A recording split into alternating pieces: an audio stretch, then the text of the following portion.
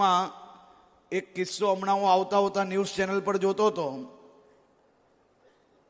કે કરોડો રૂપિયા જોડે આમ આદમી પાર્ટીનો કોઈ એક દિલ્હીથી આવેલા નેતાના પીએ એનું હવાલા કૌભાંડ કંઈ પકડાયું છે અને વિડીયોના દ્રશ્ય તમે જુઓ તો આગળ આ મોટી ઠોકરી રૂપિયાની દેખાય છે.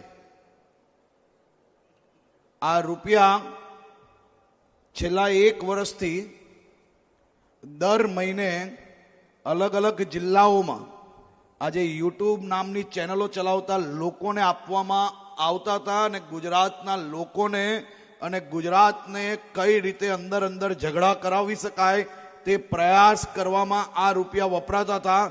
આનું આખું ષડયંત્ર આજે ખુલ્લું પડ્યું છે.